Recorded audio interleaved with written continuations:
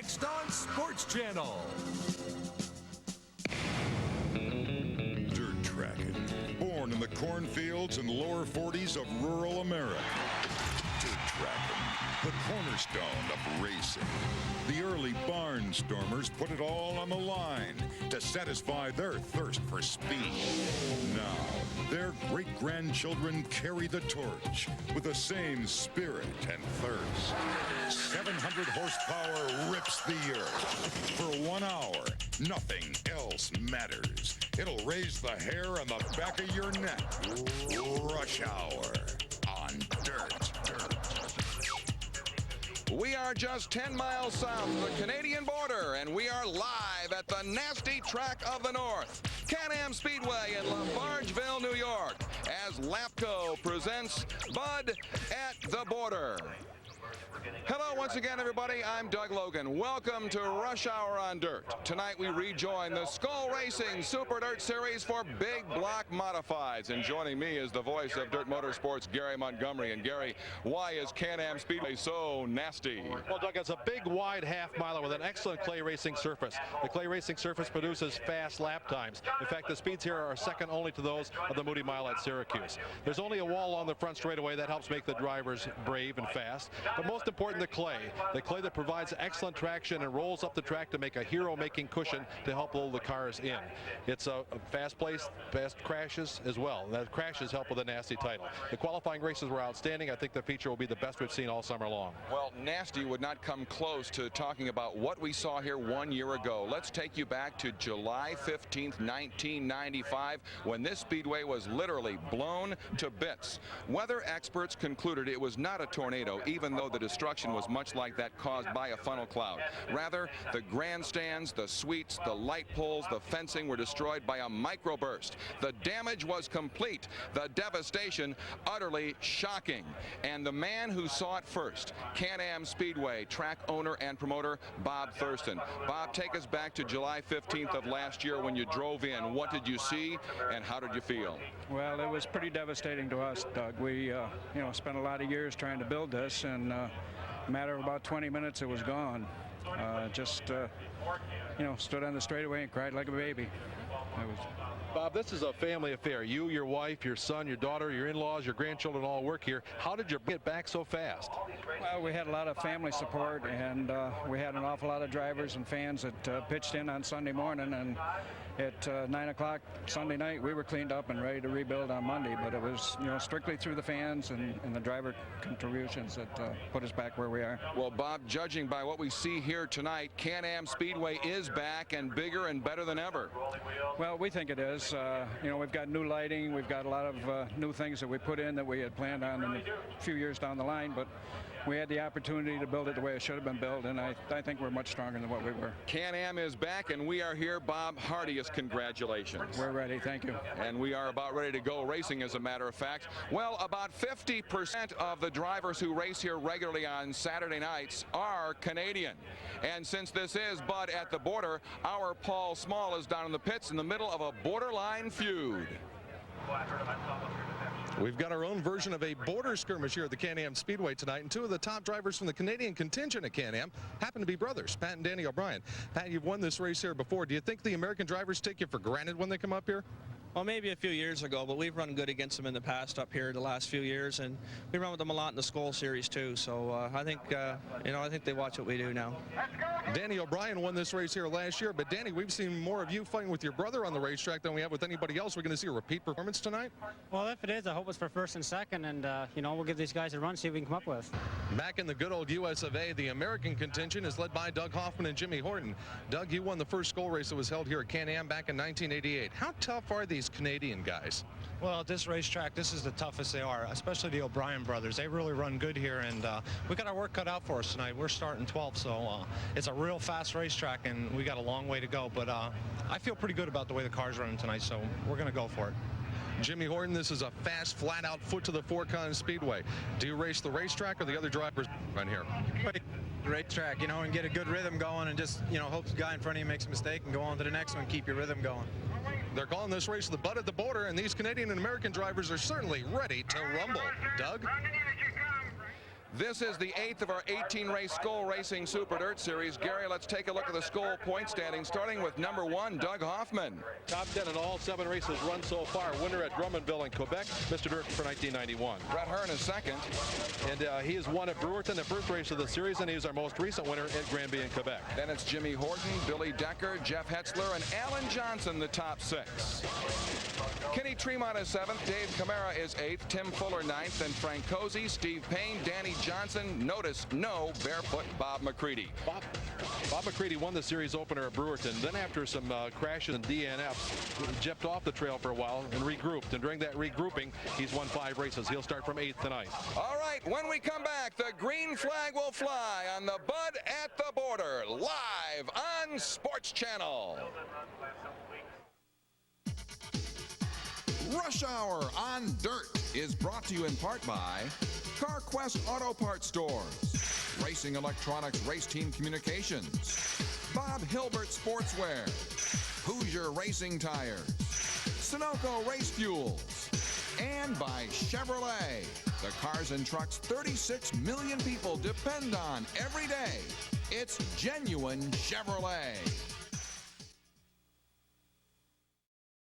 We are back live on Sports Channel for Bud at the Border, Can-Am International Speedway in Lafargeville, New York. And we've been taking a look at the sky. Temperature 75 degrees. Look at the humidity. Wind west 8 to 10 miles per hour. Forecast scattered showers, but that's about on lap 76 of our 75-lap race. Here's the race analysis. 75 laps. The cautions do count. Total purse $30,000. $6,500 goes to the winner. Here's our track description. It's a half-mile dirt oval. The straightaways are 750 feet. The turns are banked 10 degrees. It's excellent play. Paul Small is down in turn 4. How about track conditions tonight, Paul? Doug, to paraphrase the old Bud slogan, it doesn't get any better. Nothing beats this racetrack here tonight. It's wet and it's tacky, but that presents a problem for the drivers. I talked to pole sitter Jeff Trombley earlier, and he said the cars are loose going into the corner and tight coming out of the corner. Basically, tonight you put your right foot to the floor, turn left, and hang on. Doug? Here are the 31 drivers who will be hanging on. On the pole, the number 21J of Jeff Trombley, and outside 19, Billy Wilcox. Second row starters are Frank Cozy out of Wind Gap, Pennsylvania, alongside his quick Rick Wilson, the Joyceville Jet. He's in car 24K. Row 3 out of Phelps, New York, Alan Johnson, and the 33 of Jeff Hetzler. Back in row 4 is the 00, veteran driver Buzzy Rudum out of Zephyr Hills, Florida. He's 55 years old, the oldest driver in the field, alongside Bob McCready from nearby Watertown, 2-time winner of the last 3 races here on Rush Hour Live. Row 5, 2 men used to taking home checkered flags. The 19 of Tim Fuller and the 3 of Brett Hearn. Row 6 starters are Jimmy Horton, the winner of our Rush Hour Live from the Fonda Speedway, alongside Doug Hoffman out of Allentown, Pennsylvania, the current point leader.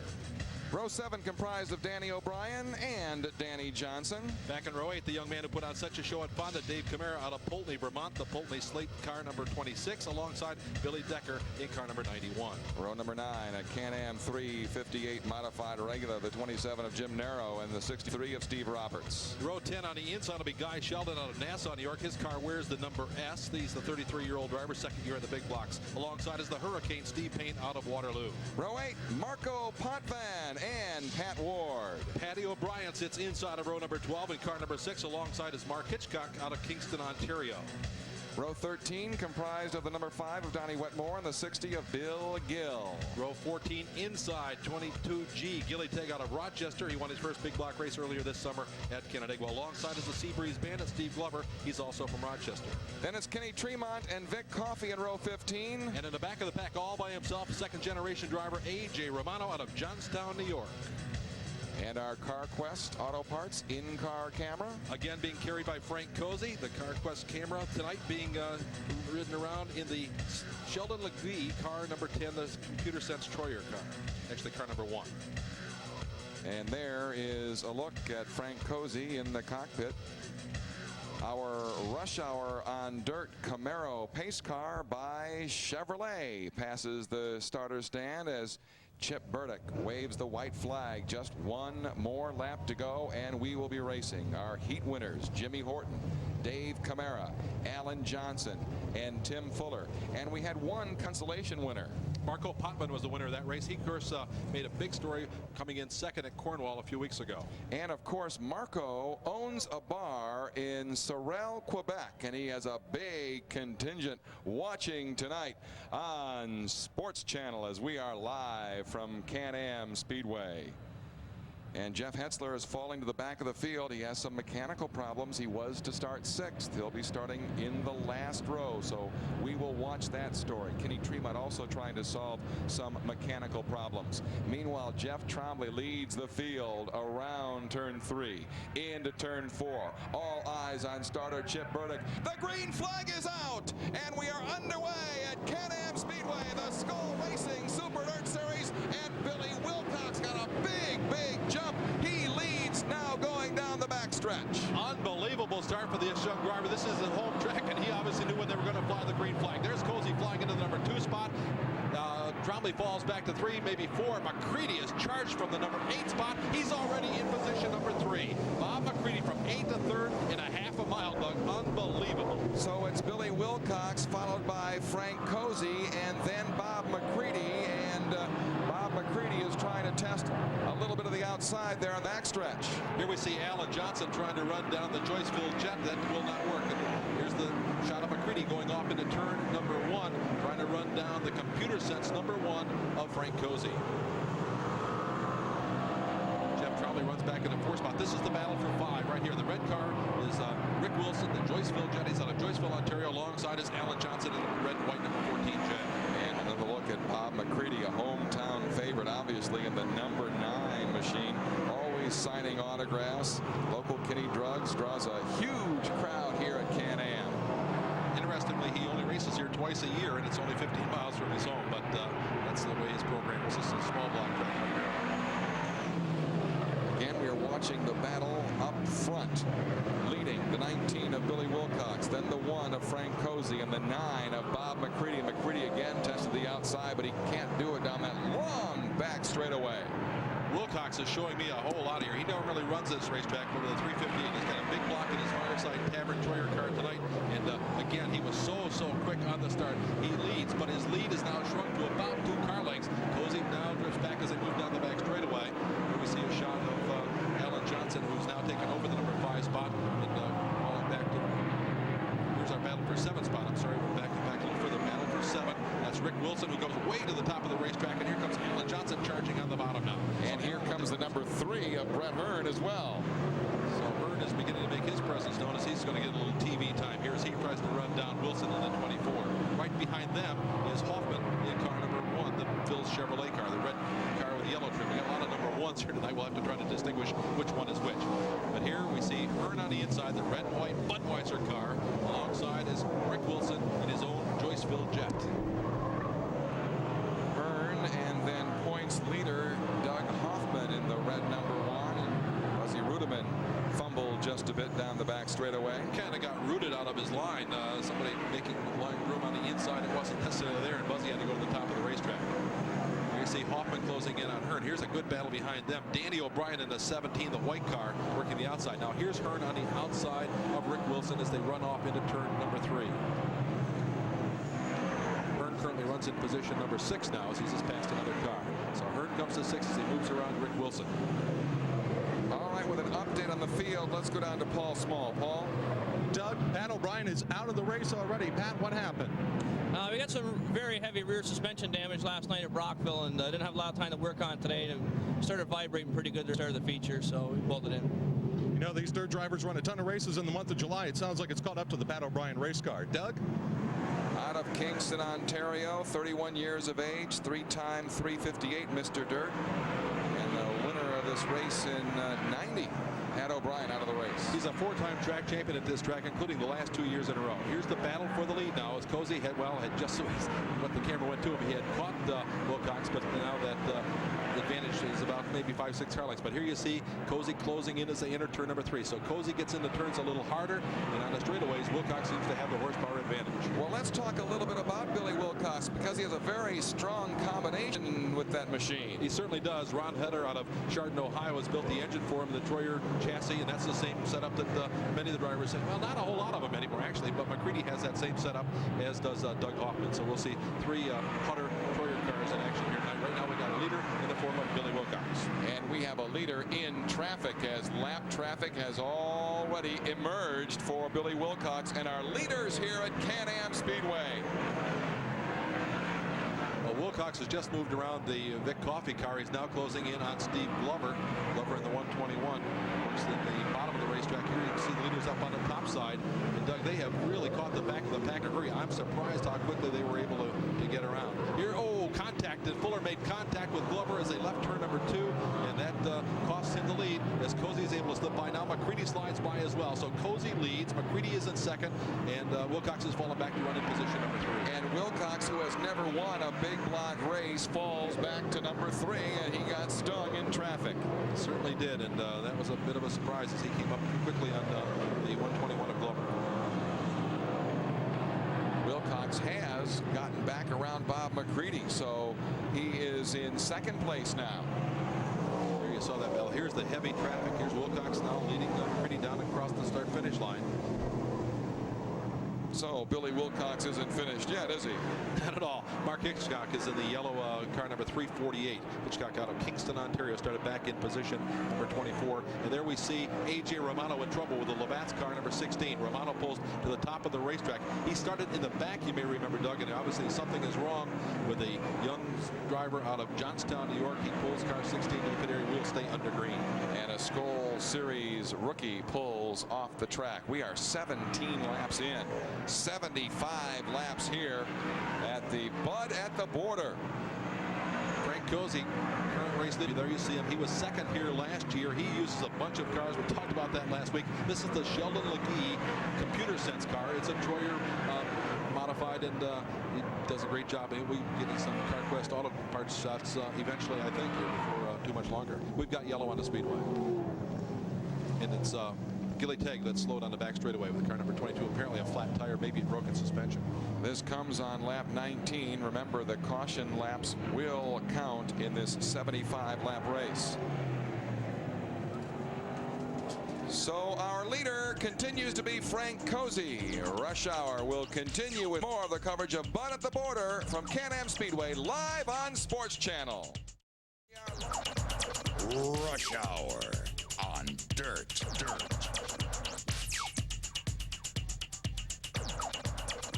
We are live at Bud at the Border, Can-Am International Speedway, Lafargeville, New York. Here is the top 6. Frank Cozy leads, Bob McCready in second. Then it's Billy Wilcox, Jeff Trombley, Alan Johnson, and Brett Hearn, the top 6 after 21 laps. Running back in 7 is Hoffman. Danny O'Brien is 8, Tim Fuller 9, and Danny Johnson rounds out the top 10 with 21 laps down. Well, remember, everybody, the official supplier of Dirt Motorsports apparel is Bob Hilbert Sportswear. There's a number to call, area code 610-367-6186 for Bob Hilbert Sportswear.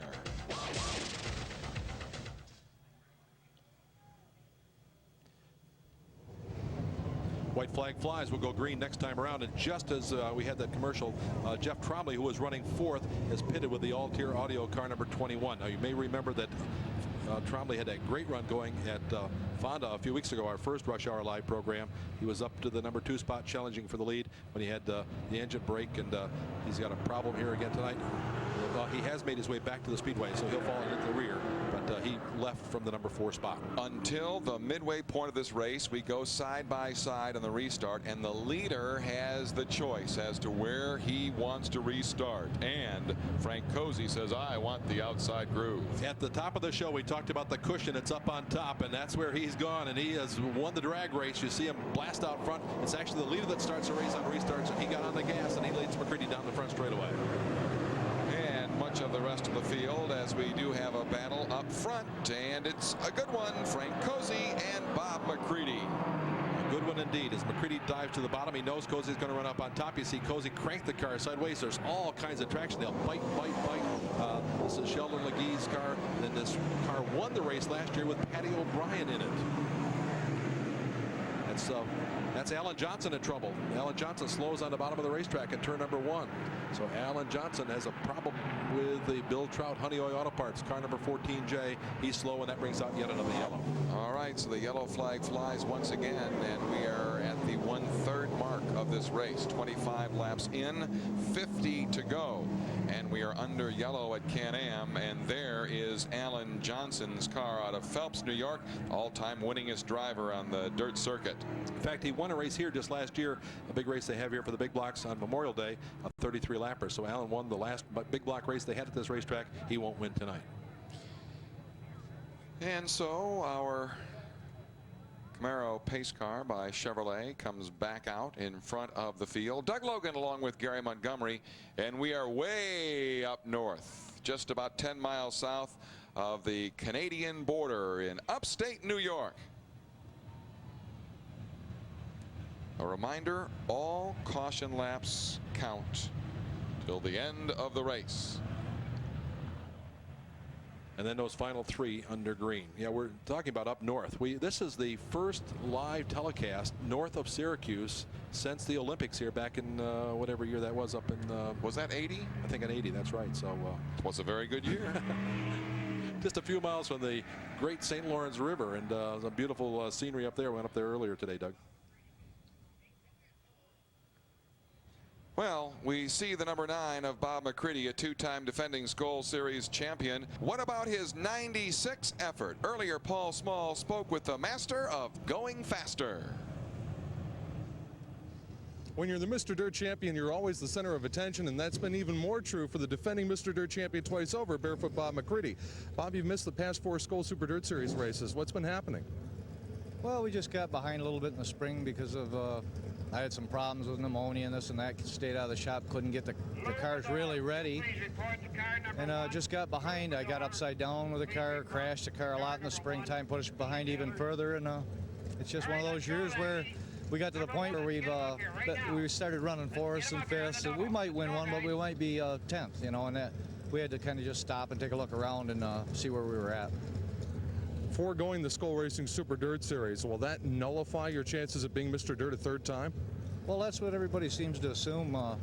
Doesn't help, but if we can stay in the top 10, 8, 10 in points, and we can do that with good finishes in the Skoal races we do at 10, and we need to really perform in the 200 lap races at the end of the year, but that's what this team's all about anyway. So that puts a little more pressure on, but that's what we like. So we just got to key up for the end of the year and do as best we can now and get our act together for the end. Barefoot. And Bob McCready, a 2-time defending Skoal Series champion and 2-time defending Mr. Dirt, is going for a 1st here tonight. He's never won this race, and this is kind of important to him because his primary sponsor, Kinney Drug Stores, their headquarters are right here in nearby Watertown, New York. So he'd like to win in front of these hometown fans, friends, and sponsors. So he'd like to win tonight and get his program back in high gear. He says he's got to finish in the top 8 or so in points. He isn't even in the top 12 right now, so he's got to do some great racing here in the final stretch. The number 9 started 8th, and he's up to 2nd already. He got a great start at the beginning of this race. One of the things that hasn't come up, I don't think, in any of the discussion we've had about McCready, and that is he's down to 1 car, 1 motor. And part of the reason for that is at the beginning of the season, he gave his backup car, what was to have been his backup car, to his 22-year-old son, who's been racing and in fact has won twice this year. So although there is only 1 car for Bob, there are 2 cars in the garage. We have an update on several pit stops. Let's go down to Paul Small.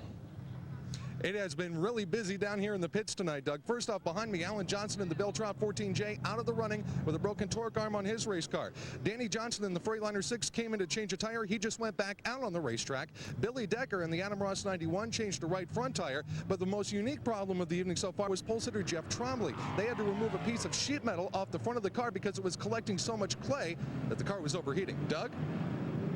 And we are racing once again at Can-Am, and once again getting the jump is the leader, Frank Cozy. And Bob McCready is second. He's trying to get a tire underneath. Brett Hearn has moved up to third, and Doug Hoffman is fourth.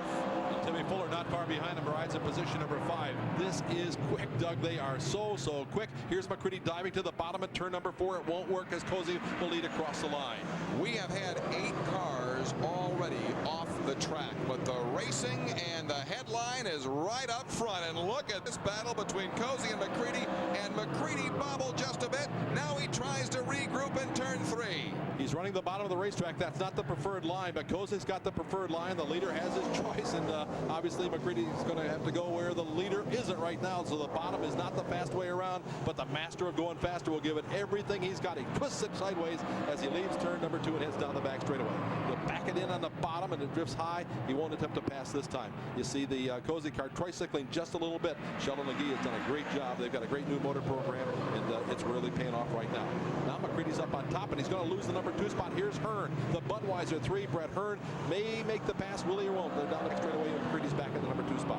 Boy, and what a great shot that is of 2 of the premier dirt track modified champion drivers, Bob McCready and Brett Hearn. They don't get any better. They certainly don't, but right now the better guy is Frank Cozy out of Wind Gap, Pennsylvania. He leads as these 2 guys try to gun him down here at Bud at the border. Yes, it is. And it's a shootout, ladies and gentlemen.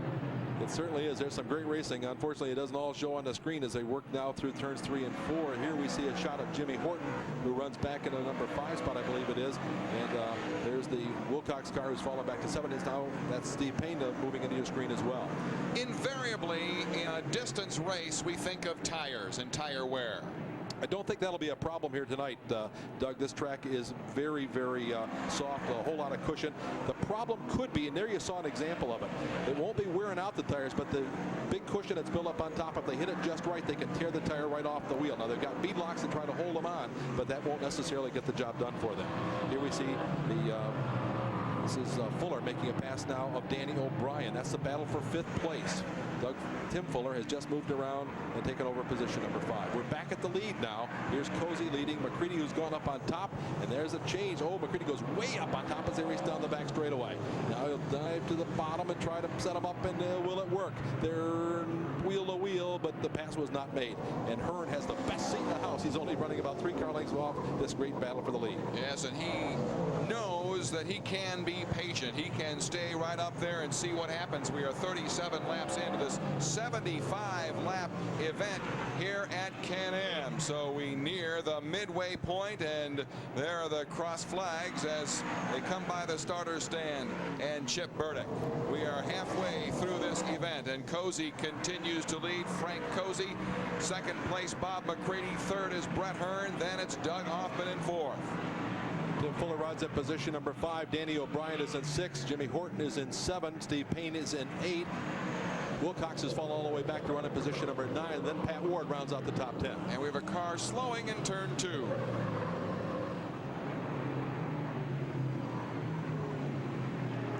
That's the 27 of Jim Narrow. Narrow's out of Calcium, New York. That's just a few miles down the road from here, a suburb of Watertown, a regular at this racetrack, and he was hoping for a great finish here tonight. He runs a small block car, but he had the home track advantage, but unfortunately something has broken in the fast loop car 27. And it finally comes to a stop at the end of the backstretch, and he'll need some help getting ushered into the pits.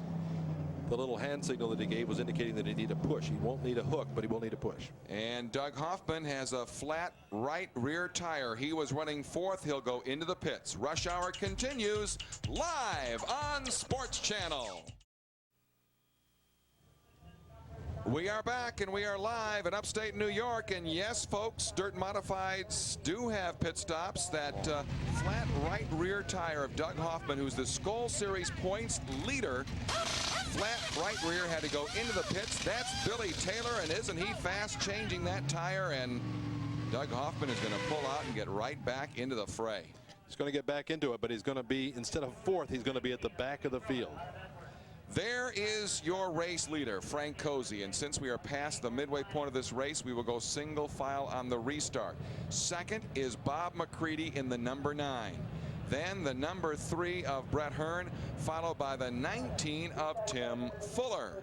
Tim Fuller won his first ever big block race just last night at the Brockville Speedway. It was a 50-lapper up there. Last summer, at the beginning of the summer, he decided to leave his full-time job that he'd been at for a number of years, which was, interestingly enough, it was working in the zinc mines up near his home in Edwards, New York, 3,100 feet below the ground level. He decided he'd had enough of that and he'd become a full-time racer. He gets his first big block win last night. Well, of course, he's a very busy rising dirt star. He said he's single at 28 years of age and without a girlfriend because no woman could put up with all of his racing. And actually, the zinc mines and the racing seem like a delightful combination to me. I don't know how delightful that is.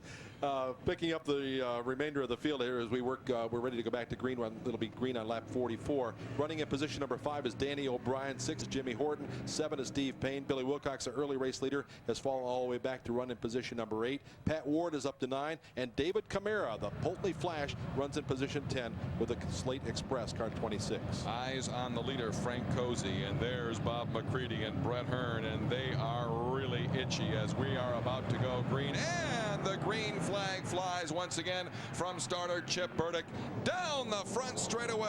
The mighty Mod Squad led by Cozy and McCready and Hearn. The battle is back for position number 5. Jimmy Horton works on the inside of Danny O'Brien, who goes around the outside of Fuller as they race down the back straightaway. You don't know what to watch here, Doug. There is Fuller down on the bottom. Danny O'Brien, they call him the Pocket Rocket. He's in a Pat's Radiator Good Wrench Service Plus car. He'll pick up the spot. Horton will try the inside lane as he'll pick up the position over Fuller as well. Danny O'Brien, of course, defending champion of this race. Back to the front, there's Cozy and McCready's going to try the outside groove. Fast lane has been on the top all night long, but it didn't work for Bob that time as Cozy was able to slide right back by him, but you saw that he went to the top of the racetrack, and that's still the fast way around. We have a car slowed on the race course. It was that of Pat Ward, but it looks like he's trying to get back up to speed. Nonetheless, we have another yellow flag here. This is coming on lap 46. It's a flat right rear tire for Pat Ward, who was running in position number 9, the John Finch logging and trucking car. Pat Ward, a second-generation driver out of King Ferry, New York, and again, he'll be able to continue. They'll replace the tire hopefully without losing a lap, although they are displaying the white flag, so he's going to have to hustle, and he will lose a lap here. Tough break for Pat Ward. The monitor was showing Genoa, New York, but that's a suburb of King Ferry or something like that, Doug. They're all in the same general neighborhood. And it looks like the left front is down as well for Pat Ward as he goes flying into the pits. Yeah, we mentioned earlier that these tires are probably not wearing out, but rather they're tearing them off the rim. It's this cushion that's built up here, makes for some hero driving, but it'll also tear the tire right off the rim if they hit it wrong. Getting itchy. These drivers are really packed together as the green flag once again waves here at Can-Am International Speedway. And look at that battle. McCready all over Cozy. Can he make the move down the backstretch? Cozy still has him. Brett Hearn is third. Now diving low, McCready. Low into turn 4. Down the front straightaway. The two cars touch.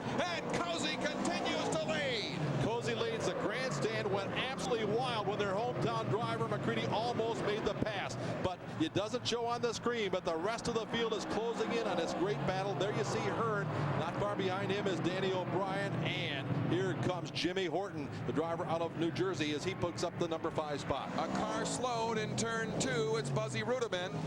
Tough break for the veteran driver out of Zephyr Hills, Florida, who comes north to race every summer. He's 55 years old. There you see Fuller making a pit stop as well. He has a flat tire, I believe, on the Parts Plus car. So once again, we are looking at tires getting ripped off the rims. Heavy cushion, heavy berm up on top, and it'll just tear them off. And it's a tough break for the guys that hit it wrong. But if you hit it just right, it can be dynamite. It'll hold you on the racetrack and let you keep around. Cozy doing such a great job tonight in Sheldon McGee's CarQuest Computer Sense car number 1. We will get going next time around. Lap 51, 75 laps of this Bud at the border.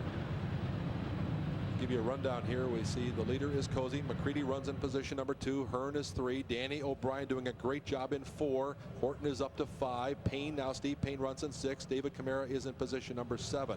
Back in 8 will be Danny Johnson after coming from the back of the pack.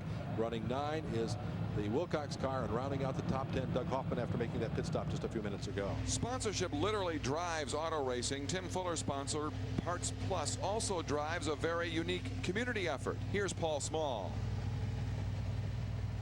You can enjoy a race sitting and watching it on television. You can enjoy it sitting in the grandstands. Or if you're with the Parts Plus group here at the Can-Am Speedway tonight, you're enjoying a special picnic here inside the pavilion at the racetrack, put together by John Edlin, who's the marketing manager for Parts Plus. John, you're also doing something special for charity this year with your modified driver, Tim Fuller. Tell us about it.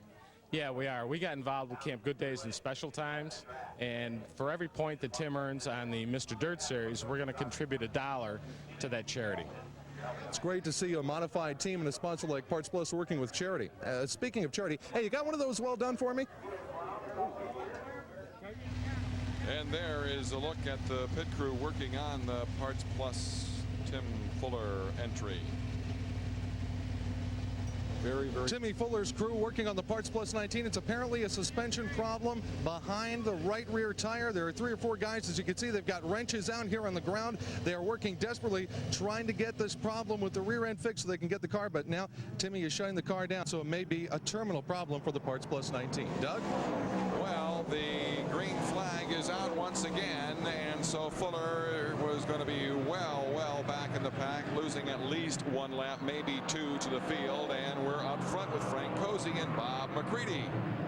McCready continues to look for racing room inside or outside, and Hearn, we talked about it earlier, having the best seat in the house. He'd like to be out front, but he knows they only pay on lap number 75, so for the moment he'll just settle in and watch this great battle, but he can't get too comfortable because Danny O'Brien, Jimmy Horton, and David Camara are coming down the back straightaway into turn number 3. McCready is pulled alongside. He has the advantage. He does a slide job, goes to the top of the racetrack, and the yellow flag flies. McCready is our race leader, but we'll wait and see where they call the yellow when it actually came out. The car is stalled up on the top of turn 1, and that's bringing out this yellow. That's Rudiment's car that's gone off the track in turn number 1. Doesn't look like he hit anything or anybody, but apparently suspension problem or something, as Buzzy Rudiment, the 55-year-old veteran out of Zephyr Hills, Florida, has his second problem here this evening.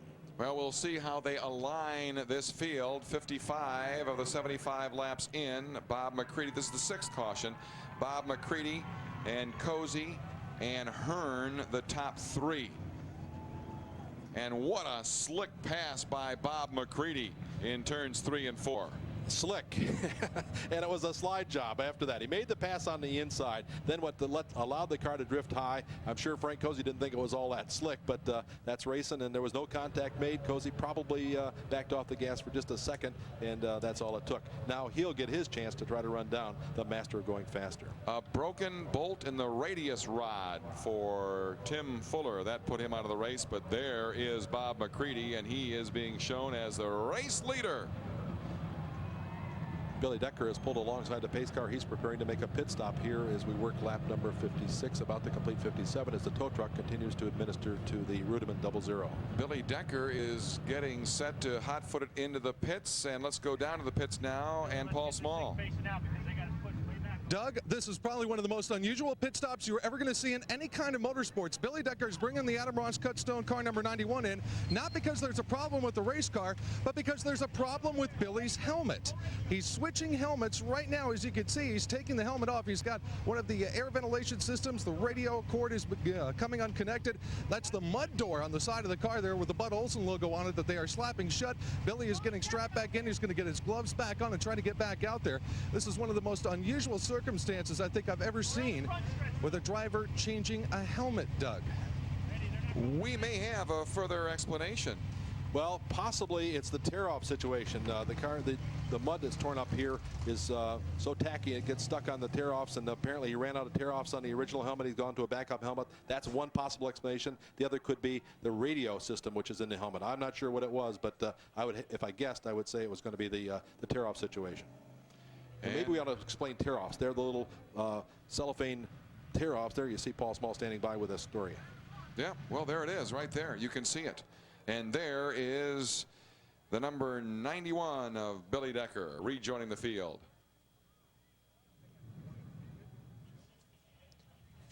The top 6, Bob McCready with that great pass in turns 3 and 4 now leads Frank Cozy. Brett Hearn is third. Then it's Danny O'Brien, Jimmy Horton, and Dave Camara. And well, let's take a look at the 17 of Danny O'Brien out of Kingston, Ontario, and our little bud at the border. He's the great Canadian hope right now. He certainly is a great second-generation driver. His father raced at this racetrack a few years ago. He and his brother started the race. They work in the family business, Pat's Radiator, up in Kingston, Ontario. Accommodations provided to the...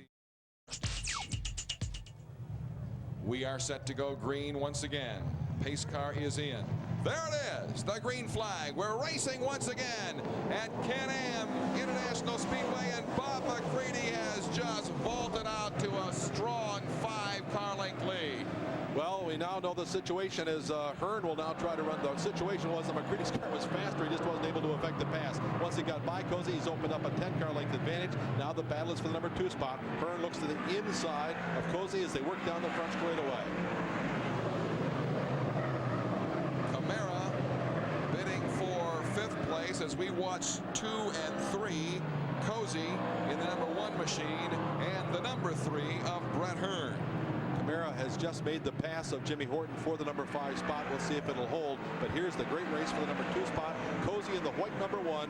Hearn in the red and white Budweiser car. There's Danny O'Brien running in position number 4. So we've got the Canadian trying to run down with the Americans. And here is Hearn taking over position number 2. Now Brett Hearn will set his sights on Bob McCready, who is the race leader. And we see we have 13 laps to go. Does he have time to catch him? I don't know. He hasn't won this race since 1989. So he's got a whole lot of incentive to get up front. But we talked earlier about how McCready doesn't win here either, and he's closer to home. So we're going to see it here all settled in the next 13 laps or so. Now McCready, who is bidding for his 3rd straight rush hour victory lane, has a little less than a quarter of a lap lead on Brett Hearn.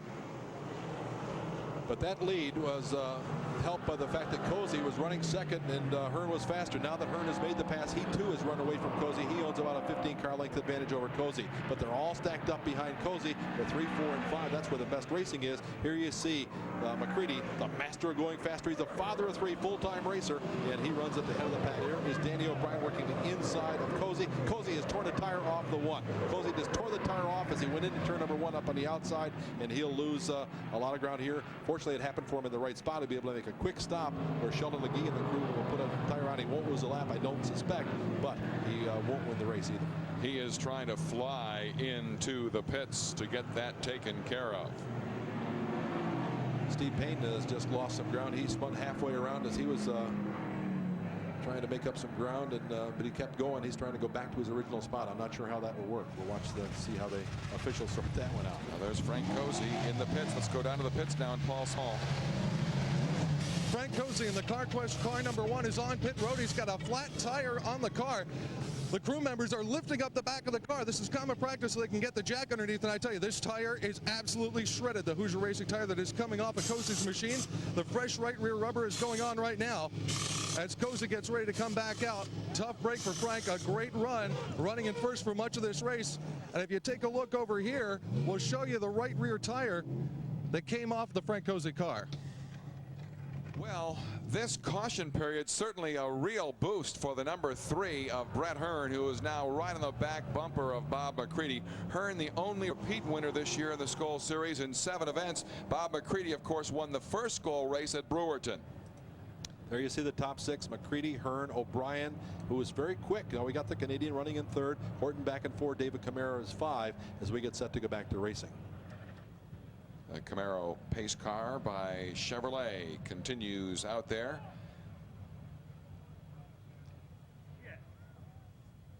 Starter Chip Burdick has gone down to the racetrack. Apparently somebody out of line, and this could be the Payne situation that we were talking about earlier. We'll see if he picks up Steve Payne. We have a great week of auto racing ahead in early August. Look at this. Lebanon Valley Speedway, the CarQuest Auto Parts World of Outlaws. Tuesday, August 6th. Sprint cars will go 30 laps, modified 30 laps, racing at 7:15. Then Busch Beer presents Mr. Dirt Track USA Thursday, August 8th. Modified 75 laps, $17,500 to win. Racing at 7:15. If you buy a reserved seat for the August 8th show by August 5th, you will be eligible to win one of 2 limo rides with Winston Cup star Dale Earnhardt. Green flag is out once again. Bob McCready accelerates. Hey, Brett Hearn has a good jump in turn 4. Let's see how they come by the start-finish line. It is McCready number 1. Brett Hearn trying the outside line. He's only a car length away from barefoot Bob McCready as they head down the backstretch. A battle of 2 of the winningest drivers in dirt motorsports. McCready, the master of going faster, goes against the Jet. Here we got a battle of chassis. There's a Troyer car out front, a Teal car running second, a battle of engine builders. Tony File is the engine builder for Hearn, and it's Ron Hutter for McCready. Just 6 laps to go. Down the back straightaway. There's Bob McCready. There's the interval to Brett Hearn. 1 and 2 on the racetrack here at Can-Am International Speedway. McCready bobbled a bit in turn 4, but he continues to hold the margin of about 3 or 4 car lengths. Battle is tight behind them. It's Danny O'Brien running 3rd. Jimmy Horton working at the bottom of the racetrack. Horton on the bottom cannot make the passes. They race down the back straightaway. The separation out front remains about 6 or 7 car lengths with McCready leading. The battle on the racetrack is for 3. Here you see it. Horton on the bottom in the yellow and white and green number 87. And O'Brien up on top of the white and red car number 17. The Goodwrench Service Plus Pat's Radiator car. And there goes Horton on the inside. Danny was just a little too far on the outside. They're side by side down the back straightaway at over 100 miles an hour. Horton inside the short way around, not necessarily the fast way. Danny's up against the berm. Here's now Horton pulled a slide job. He changes lanes, and I think you can say that Horton has got position 3. And he does. Jimmy Horton is in position number 3 as back to look at the leaders as we continue to watch this battle for 3 and 4. McCready continues to have a safe lead over Brett Hearn. We've got 2 laps to go as McCready crosses the line. About 6 car lengths separate he and the second place runner Hearn, but Hearn doesn't appear to have enough for the master of going faster. Here's they've got a lap and a half to go. There's the interval. Bob McCready low into turn 4, then out high down the front straightaway. He takes the white flag. 1 lap to go here at Can-Am. The grandstand is ecstatic. They're standing, and there's not close, but they're saluting their driver as he runs down the back straightaway. He's in turn number 3. And now turn number 4 and down the front straightaway. The checkered flag is out. The winner of the butt at the border is Bob McCready. Brett Hearn finishes 2nd. 3rd will be Jimmy Horton in the 87.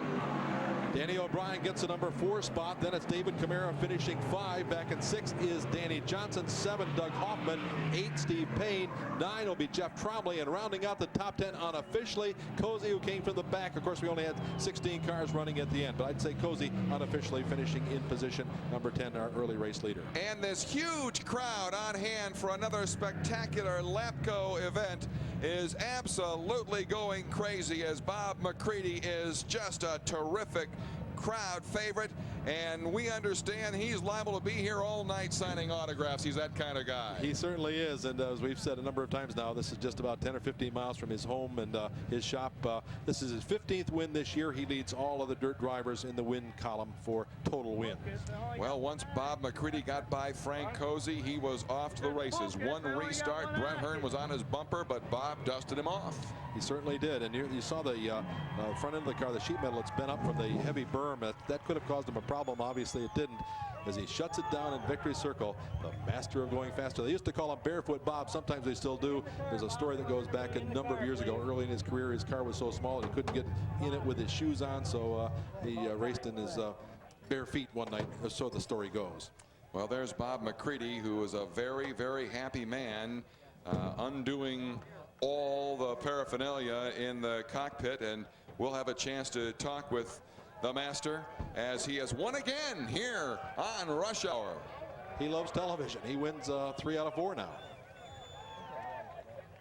All right, well, Paul Small is making his way down to victory lane to talk with Bob McCready, a very, very happy, victorious Bob McCready who held off Brett Hearn. And he's going to come out of the car and do a little bit of celebrating, salute his thousands and thousands of fans. And look at that, Bob McCready, a very happy winner. Let's go down now to victory lane and talk with Paul Small. Barefoot Bob McCready, congratulations. You finally got the Lapco show here at Can-Am. Man, we worked real hard to win one out here. We just can't. We come home every time, can't win at home, and the guys are disappointed, you know. And I can't thank my sponsors: Kinney Drug Stores, Syracuse Frame Service, FX Compare Car Companies. I know Charlie's home watching on TV, and my wife and kids are here. I know my guys, my cruise guys are all here, and it's just home. You know, I'm so happy you wouldn't believe it.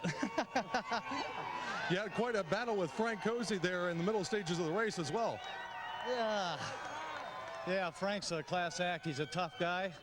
You know, Frank's a great racer. I've always loved racing him, and he had the lead, you know. We just had to get by him somehow. We just kept working and working, and finally got a good run on him and got by him, you know. It's got to be great to win your hometown, too.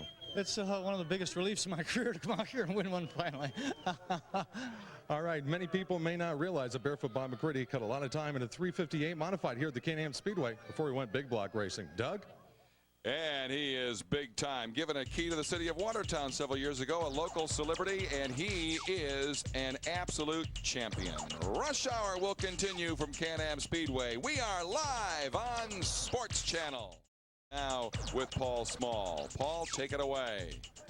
Brett, you came on strong there at the end of the race. Did you have anything left for the master going faster tonight? I pulled out everything I had in the last couple of laps. Bob was really awesome. He got out front. I think if I had gotten out front first, I may have given him a run, but I was having a little trouble with visibility. And once we got that straightened around, it was a good run for the Budweiser team. It's just another piece in the puzzle towards the championship, and we're in good shape right now. We just got to keep knocking these races down, and we'll be in good shape. I want to just take a minute to thank Cavallero Produce, Auto Palace, and Pennzoil, along with Budweiser. Get the race team here, and I got to say hi to Sue, Brooke, and Tyler. Brett Hearn finishes in second tonight, and the name of the game in winning the Skull Series title, of course, is consistency. Doug? And Brett Hearn is racking up the points. We'll wrap things up from Can-Am Speedway in Lafargeville as our coverage of Bud at the Border continues. We are live on Sports Channel. The huge crowd, the standing room only crowd, has converged down to get a look at Bob McCready and Brett Hearn, and why not? Bob McCready wins the race, Brett Hearn second, Jimmy Horton, Danny O'Brien, Dave Camara, and Danny Johnson, the top 6 unofficial finishers. Doug Hoffman finishing in number 7 spot. Steve Payne was 8, Jeff Cromley 9, Billy Gill 10, Billy Decker 11, and rounding out the top 12, Billy Wilcox, our early race leader. Frank Cozy, Vic Coffey, Mark Hitchcock, Mark O'Potvin, Buzzy Rudiman, and Timmy Fuller. With his second place finish, Brett Hearn takes over the Skull Series point lead by 1 over Doug Hoffman. Thanks for all the statistical help in the booth, Tom Skabinski and Kevin Kovac. Well, for Gary Montgomery and Paul Small and the entire Rush Hour and Dirt crew, this is Doug Logan saying thank you for joining us, and so long for now. We'll see you next Thursday night when we head to Orange County Fair Speedway in Middletown, New York for the CarQuest Auto Parts Skull Racing Super Dirt Series 75 Lap Championship.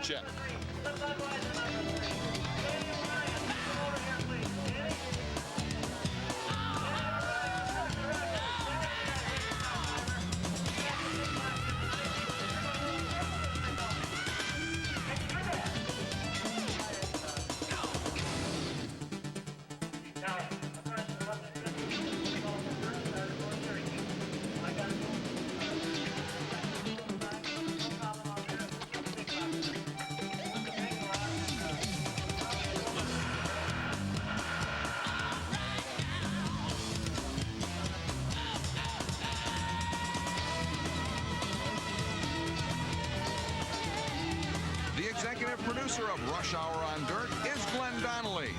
Rush Hour on Dirt is a production of Dirt Motorsports and a presentation of